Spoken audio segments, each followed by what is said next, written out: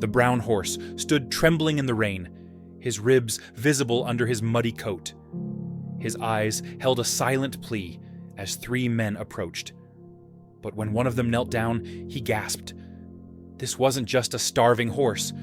Something was hidden beneath him. Something alive. The storm had turned the dirt road into a river of mud. Jake, the oldest of the three friends, wiped the rain from his face and pointed. Look at that horse. He's not moving. The brown horse stood frozen, his legs shaking. Mark, the youngest, took a step closer. He's not just weak, he's guarding something. As they inched forward, the horse let out a weak whinny, but didn't back away. His hooves were dug into the ground, like he refused to budge. There's something under him, Jake muttered. When Mark crouched down, his flashlight flickered over the horse's belly, and then he saw it. A tiny, shivering foal curled up in the mud, barely breathing. The men exchanged shocked glances. This wasn't just a rescue, this was a race against time. The foal was so small, its chest rising and falling in quick, shallow breaths. Mud caked its fragile body, and its eyes were barely open. The brown horse, clearly its mother, let out a weak, desperate sound, as if begging the men to help. Jake quickly shrugged off his jacket and wrapped it around the shivering foal. We need to get them out of this rain, he said, his voice tense. Mark ran back to their truck, grabbing a horse blanket they kept in the back. Meanwhile, the third man, Leo, examined the mother horse's legs and let out a low curse. She's injured. Badly. Looks like she's been walking on this leg for days. A deep cut ran along her front leg, the skin raw and infected. How had she even managed to stand for so long? As they worked to gently lift the foal, the mother horse suddenly jerked her head up, ears twitching. A low, distant rumble echoed through the trees, not thunder, but the sound of an engine. The men froze. Someone's coming, Mark whispered. The horse's nostrils flared, her entire body tensing. She knew that sound, and she was terrified. Before the men could react, headlights cut through the rain, revealing a battered truck speeding toward them. The door swung open, and a rough-looking man jumped out, his boots splashing in the mud. "That's my horse!" he snarled, pointing at the brown mare. His eyes darted to the foal in Jake's arms, and his face twisted in anger. "And that's my property. Hand it over." Jake tightened his grip on the foal. "Like hell. This mare's hurt, and the foal's half dead. You don't deserve them." The stranger's face darkened, and he reached into his truck, pulling out a rifle. Leo stepped forward, hands raised. "Listen, we don't want trouble. Just let us take them to a vet." The man spat on the ground. "That mare's no good to me anymore. But the foal? That's money." His finger hovered near the trigger. The mother horse let out a panicked whinny, straining against her injured leg as if ready to fight. The men exchanged glances. This wasn't just about saving a horse anymore. This was about escaping alive. The rifle's barrel gleamed wet under the rain as the stranger kept it trained on them, his finger twitching near the trigger. Time seemed to freeze. The only sounds were the relentless downpour and the panicked breathing of the horses. Mark's mind raced. They were outnumbered, unarmed, and standing in the middle of nowhere with two vulnerable animals depending on them.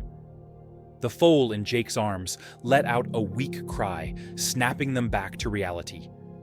Leo, the calmest of the three, took a slow step forward, hands still raised. "You don't want to do this," he said, voice steady despite the hammering of his heart. "We're just trying to help.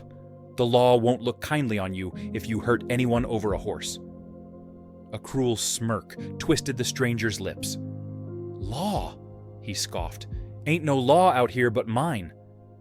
His grip on the rifle tightened, but before he could act, the brown mare, weak as she was, suddenly reared up with a pained scream, her hooves slashing through the air. The sudden movement startled the man, causing him to stumble back, the rifle discharged with a deafening crack, the bullet embedding itself harmlessly into the mud. Seizing the moment, Jake lunged forward, tackling the man to the ground. The rifle skidded away, disappearing into the darkness.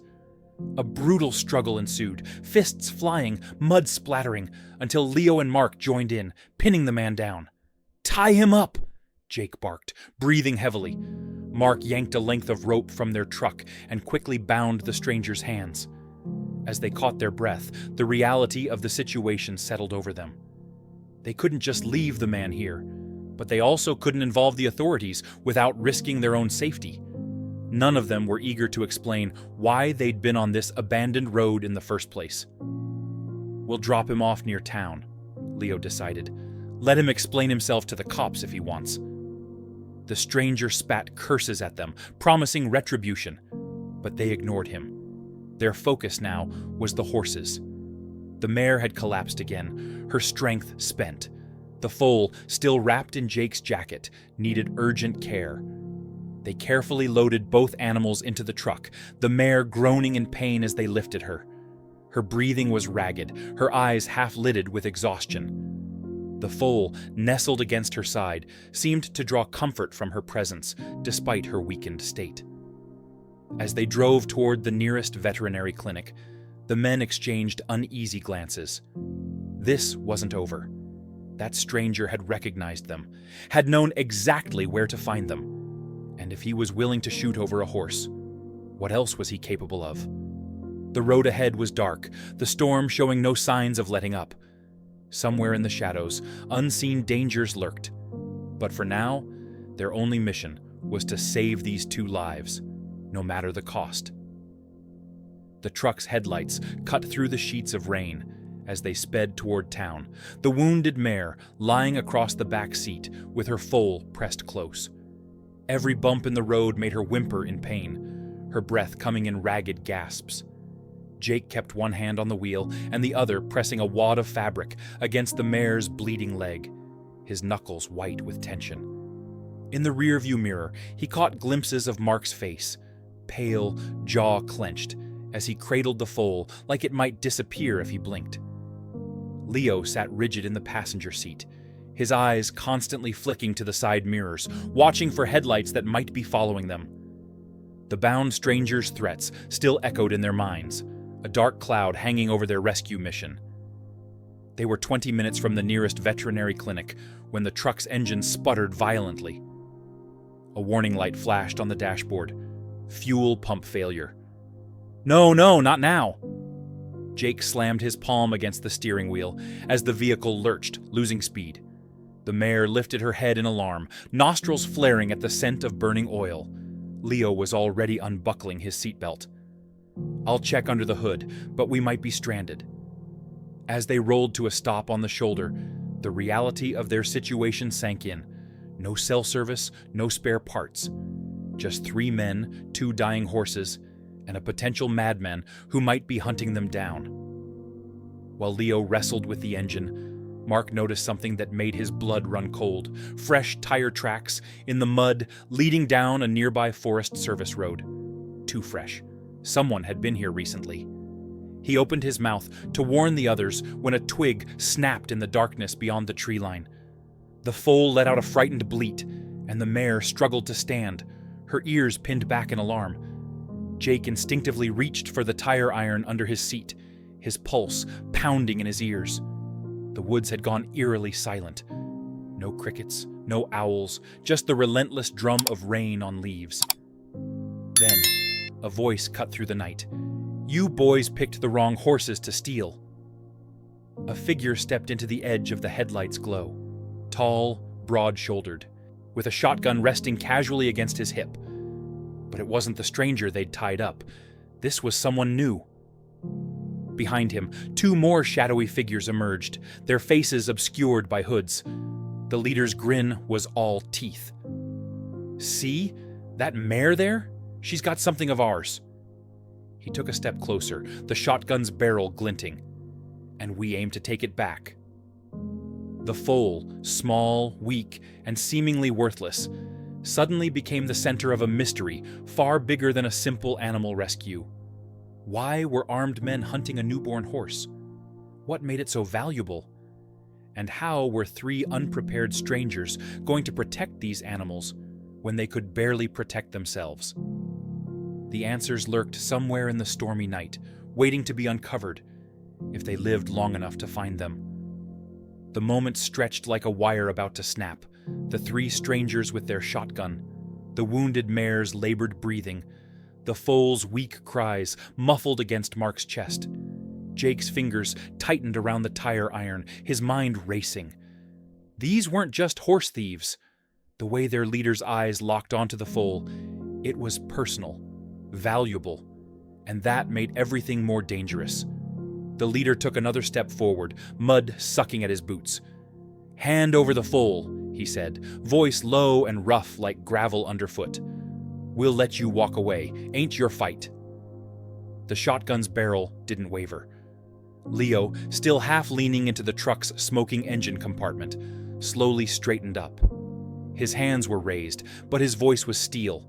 "You're right, we don't want trouble, but you're gonna have to explain why a bunch of grown men are gunning for a baby horse that can barely stand." A flicker of hesitation crossed the leader's face. One of the hooded figures shifted uneasily. Then, from the darkness behind them, came a sound that made everyone freeze, the distant whine of an engine growing louder. Headlights speared through the trees, bouncing wildly as a vehicle barreled down the service road toward them. The leader's head whipped around, his grip on the shotgun adjusting. "Damn it!" he spat. The approaching engine roared, and suddenly a battered Jeep skidded to a stop, spraying mud. The door flew open, and a woman jumped out. Early 30s, her dark hair plastered to her face by the rain. A veterinary badge clipped to her soaked jacket. She took in the scene with one sweeping glance. The armed men, the wounded mare, the foal in Mark's arms. Her eyes blazed. "Step away from those horses," she ordered, her voice cutting through the rain like a knife. The leader's jaw tightened. "This ain't your business, Doc." "It is now." She reached into her Jeep and pulled out a rifle of her own, chambering around with practiced ease. "I got a call about an injured mare and foal. Didn't realize I'd be walking into a damn hostage situation." Jake exhaled sharply, a vet with a gun. Either their luck was turning, or things were about to get a whole lot worse. The standoff stretched, the rain the only sound. Then, from the back seat of the truck, the mare let out a sudden piercing whinny, not of pain, but recognition. Her head lifted, ears pricked forward, staring straight at the woman. The vet's breath caught. "Bella," she whispered. The name hung in the air like a detonator's click. The leader's face went slack with shock. The mare, Bella, whinnied again, straining against her injuries to reach toward the woman. The vet's rifle didn't waver, but her voice shook. "You stole my horse!" The pieces crashed together. This wasn't about the foal. It never had been. The vet's words hung in the air like a thunderclap, the rain suddenly feeling heavier as the truth settled over them. The leader of the armed men flinched, his shotgun dipping slightly before he caught himself. "You don't know what you're talking about," he growled, but the tremor in his voice betrayed him. The mare, Bella, let out another weak whinny, stretching her neck toward the woman, her dark eyes filled with something that looked like relief. Mark clutched the foal tighter, his mind spinning. If this vet recognized the mare, then these men weren't just random horse thieves. They'd targeted Bella specifically. But why? And what did the foal have to do with it? The pieces didn't fit, and the danger in the air was thickening by the second. The vet, Dr. Rachel Carter, according to the name on her badge, kept her rifle steady, but her gaze flickered to the foal in Mark's arms. Her breath hitched. "That's her foal," she whispered, more to herself than anyone else. Then, louder, "You bastards!" You waited until she was pregnant. The leader's face twisted into a snarl. "Shut your mouth and walk away, Doc. This ain't your fight." Rachel didn't back down. "Like hell it isn't. Bella was stolen from my ranch 3 months ago. And now you show up with her half dead and a newborn foal? Her finger hovered near the trigger. You were breeding her. The accusation landed like a punch. Jake's stomach turned. Horse theft was one thing, but breeding a stolen mare in secret, that was a whole different level of cruelty. And if Bella was as valuable as Rachel seemed to think, the foal wasn't just an accident. It was profit. One of the hooded men shifted, his voice low and nervous. "Boss, we gotta go. This ain't worth it." The leader hesitated, his eyes darting between Rachel, the foal, and his men. Then, with a curse, he jerked his head toward the trees. "Move out!" The armed men melted into the darkness, leaving behind only the sound of retreating footsteps and the relentless rain. The tension didn't ease, though. If anything, it coiled tighter. Rachel lowered her rifle, but her shoulders stayed rigid. "We need to get them to my clinic, now." Jake didn't argue.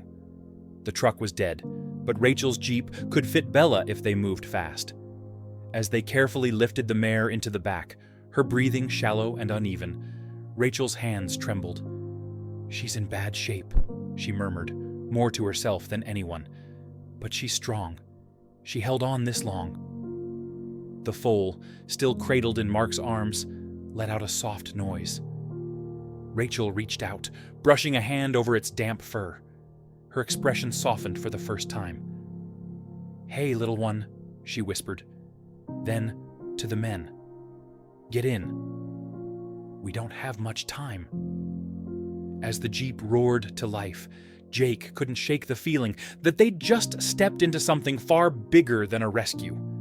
The men had fled, but they wouldn't stay gone. Not with a foal this valuable still breathing. And Rachel? She knew more than she was saying. The Jeep's tires churned through the muddy backroads as Rachel drove with white-knuckled focus, the headlights cutting through the storm like a blade. Bella lay across the back seat, her breathing shallow but steady, while Mark cradled the foal against his chest, its tiny body rising and falling in time with the engine's vibrations. Jake sat shotgun, his eyes glued to the rearview mirror, half expecting to see headlights chasing them. Leo, squeezed into the back beside Bella, kept pressure on her wound with a makeshift bandage torn from his shirt. The air inside the Jeep was thick with the smell of wet fur, blood, and something else, fear. Not just of the men who'd come for the horses, but of the unspoken truth hanging over them all. Rachel's clinic was a modest building at the edge of town, its windows dark except for the glow of an emergency light. As they pulled up, she killed the engine and turned to Jake, her face shadowed, but her voice clear. "Listen to me carefully. Those men weren't just after Bella. They were after her bloodline." She hesitated, then added, "Bella isn't just a horse. She's one of the last descendants of a rare Spanish lineage. Her foal is worth more than you can imagine." The words landed like a hammer. Jake's mind raced. That explained the armed men, the desperation, but it didn't explain why Rachel had a rifle ready or how she'd found them in the middle of nowhere. Before he could ask, she was already out of the Jeep, throwing open the clinic doors with an urgency that bordered on panic. "Bring them inside, now!" They moved quickly, carrying Bella onto a padded examination table while Rachel prepped supplies with practiced efficiency. The foal, now too weak to stand, was placed on a soft blanket nearby, its breaths worryingly slow. Rachel's hands moved over Bella's injuries, her touch gentle, but her expression grim. "She's lost a lot of blood, and the infection." She trailed off, shaking her head. Then, to Jake's surprise, she reached under the table and pulled out a small, locked case. Inside was a vial of clear liquid. "This will help, but it's not a cure." Leo frowned. "What is that?" Rachel didn't answer right away. Instead, she filled a syringe and injected it into Bella's neck. The mare shuddered, then relaxed slightly, her breathing deepening. Only then did Rachel speak, her voice low. "It's a stabilizer.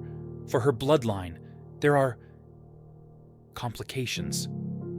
She glanced at the foal, then back at the men. You need to understand something. Those men aren't the only ones who want this foal, and they won't stop until they have it. Jake's skin prickled. Who else is after it? Rachel hesitated again, as if weighing how much to say. Then, from outside, came the sound of tires screeching to a halt. The clinic's front window shattered as a rock crashed through it, followed by a voice shouting from the darkness, "We know you're in there, Doc. Hand over the foal, or we burn the place down." Rachel's face went pale. They found us. The foal let out a weak cry, as if sensing the danger. Bella stirred, her ears flicking toward the noise outside. The men exchanged glances. This wasn't just a rescue anymore. It was a war, and they were outnumbered, outgunned, and running out of time. The clinic's emergency light flickered as shadows moved outside, the threat of fire hanging in the air like a lit fuse. Rachel's hands trembled as she grabbed a second syringe from the locked case, her voice barely above a whisper. "There's a back exit through the storage room. It leads to the woods behind the clinic." She thrust the syringe into Jake's hand. "Take this. If the foal's breathing gets worse, inject half of it. Don't wait." Jake stared at the vial, the liquid inside catching the dim light. "What the hell is really going on?" he demanded. "This isn't just about a rare horse. You're hiding something." Rachel's jaw tightened. Outside, another window shattered, and the smell of gasoline seeped into the clinic. They were out of time. "Bella's bloodline carries a genetic trait," she said quickly. "A mutation that makes her offspring immune to certain diseases. Pharmaceutical companies, black market breeders, they'll kill for that kind of advantage." She grabbed a backpack from under the counter, stuffing it with medical supplies. "That foal isn't just valuable, it's a target." The reality of it hit Jake like a punch. This wasn't a rescue mission anymore. It was an extraction, and they were in way over their heads. Leo yanked open the storage room door, revealing a narrow hallway littered with boxes. "Move! Now!" He grabbed the foal, bundling it into the backpack with surprising gentleness, leaving the top unzipped so it could breathe. Mark hesitated, looking back at Bella. The mare's eyes were half-lidded with pain, but she nudged Rachel's hand weakly, as if urging her to go. Rachel's eyes glistened. "I can't leave her." "You have to," Jake said, pulling her toward the exit. "Or they'll kill you both." A crash echoed from the front of the clinic as the door gave way. The scent of smoke followed. They ran, through the storage room, out the back door, into the suffocating darkness of the woods. Rain lashed at their faces as they stumbled through the undergrowth. The foal's faint whimpers, the only sound louder than their pounding hearts. They didn't get far before headlights cut through the trees ahead. A black SUV idled on a dirt path, its doors open. A figure stepped out, silhouetted by the high beams. Jake's blood ran cold. They were surrounded. Then the figure spoke. "Rachel, took you long enough." Rachel sagged in relief. "Daniel." The man, tall, broad-shouldered, with a scar running down one cheek, gestured to the SUV. "Get in. We have maybe 10 minutes before they track us." Jake balked. "Who the hell are you?" "Someone who wants that foal alive as much as you do," Daniel snapped. He reached into the SUV and tossed Rachel a handgun. "Now either get in or get left behind. Your choice." The foal let out a weak cry, its tiny legs kicking feebly against the backpack. Rachel made the decision for them, climbing into the SUV without hesitation. Jake exchanged a look with Leo and Mark. They were in too deep to back out now. As the SUV peeled away, tires spitting mud, Jake watched the clinic through the rear window. Flames licked up the walls, lighting the night in an eerie glow, and for a split second, he thought he saw Bella's silhouette in the doorway, watching them go. Then the trees swallowed the view, and the real nightmare began. The SUV roared down the winding forest road, its headlights cutting through the storm like a knife. Inside, the air was thick with tension. The only sounds, the growl of the engine, and the foal's weak, irregular breaths. Jake clutched the syringe Rachel had given him, his knuckles white, his eyes darting between the foal and the rear window, half expecting to see headlights chasing them. Daniel drove with grim focus, his scarred face illuminated in flashes by the dashboard lights. Rachel sat beside him, her fingers tight around the handgun, her gaze locked on the road ahead, as if she could will them to safety. Mark, squeezed between Leo and Jake in the back seat, kept a hand on the foal's chest, feeling the rapid, shallow heartbeat. "It's getting worse," he muttered. The foal's breaths were coming too fast, its body trembling violently. Jake hesitated only a second before uncapping the syringe and injecting half the liquid into the foal's neck, just as Rachel had instructed. For a few agonizing seconds, nothing happened. Then, slowly, the foal's breathing steadied, its muscles relaxing slightly. Rachel exhaled sharply, her shoulders sagging in relief. But Daniel's grip on the steering wheel tightened. "Don't celebrate yet," he said darkly. "That's a temporary fix, and we've got bigger problems." He jerked his chin toward the rearview mirror. Jake turned. Far behind them, barely visible through the rain, twin pinpricks of light flickered. Headlights, moving fast, too fast. "They're following," Leo said, his voice flat. Rachel twisted in her seat, her face paling. "How?" "We were careful." Daniel's laugh was humorless. "You think they wouldn't track the foal's chip?" The words landed like a bomb. Jake's stomach dropped. "Chip?" Rachel's silence was answer enough. The foal wasn't just valuable. It was tagged, trackable, and they'd led the hunters right to it. Daniel slammed his palm against the wheel. "We need to ditch the SUV, now!" He wrenched the vehicle onto a narrow side road, the tires skidding in the mud. The headlights behind them vanished momentarily, but they all knew it wouldn't last. Rachel's voice was barely audible over the engine.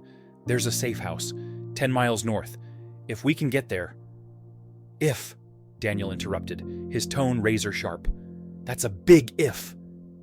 The SUV lurched as it hit a pothole, the foal letting out a startled cry. Jake braced himself against the door, his mind racing. They were running out of options, out of time, and with every passing second, the foal's condition was deteriorating again, its breaths growing labored once more. Then, without warning, Daniel swore and slammed on the brakes.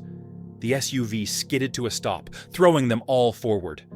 Ahead, the road was blocked. A fallen tree, its massive trunk sprawled across the path. "Ambush!" Daniel snarled, reaching for his own gun. But it was already too late. Shadows moved in the trees around them. The click of safety switches being flipped echoed like death knells. And then a voice called out from the darkness, "Hand over the foal! This is your last chance!" The foal whimpered, as if it understood. And Jake realized, with icy certainty, that they were out of choices. The voice from the darkness echoed again, this time closer. "You've got 5 seconds." Jake's pulse pounded in his ears as he glanced at Rachel. Her face was unreadable, but her fingers tightened around the gun. Daniel's jaw clenched, his scar standing out starkly in the dim light. The foal's weak whimper filled the suffocating silence. Then, Rachel did something unexpected. She lowered her weapon. "Take it," she said, her voice steady. Jake whipped his head toward her. "What? After everything—" Rachel cut him off with a sharp look. "Trust me." A figure stepped into the glow of the SUV's headlights. The same rough-looking man from earlier, the one who'd claimed Bella was his. But this time, he wasn't alone. Behind him stood a group of men and women, their faces hardened, but their eyes uncertain. The leader hesitated, his shotgun wavering as he stared at Rachel. "You're giving up?" Rachel's lips curled into a bitter smile. "Number, I'm giving you a choice." She reached into the backpack and carefully lifted the foal, its fragile body trembling. This foal is dying. The stabilizer I gave it will only last a few more hours. Without the right treatment, it won't survive the night.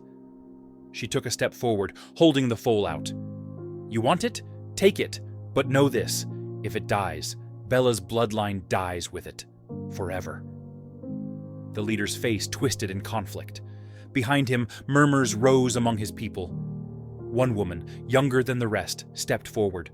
Boss, maybe we should listen. The tension stretched, thick enough to choke on. Then, with a frustrated growl, the leader lowered his gun. Damn it. He scrubbed a hand over his face. What do you want, Doc? Rachel didn't hesitate. Help. Bella's back at the clinic. If we don't get to her in time, she'll die too. And then none of this matters. She held his gaze. You wanted her bloodline? Then help me save it. For a long moment, no one moved. Then, the leader jerked his chin at his men. Load up. We're going back. The twist. The men chasing them weren't just thieves. They were a desperate group of ranchers whose own horses had been wiped out by a deadly virus. Bella's bloodline was their last hope to save their livelihoods. They'd stolen her, yes, but not for profit, for survival. The moral lesson. Greed blinds us to the truth, but sometimes the enemy is just as desperate as we are. Mercy can be the strongest weapon of all. The ending. With the ranchers' help, they made it back to the clinic in time. Bella survived, her foal grew strong, and in the end, Rachel brokered a deal. The ranchers would get foals from Bella's lineage, but only if they agreed to ethical breeding practices. As for Jake, Mark, and Leo, they walked away with more than they'd bargained for. Not just a story, but a reminder that even in the darkest moments, humanity could still shine through. The brown horse and her foal thrived, and the men who'd set out to rescue them, they found something worth more than money. They found redemption.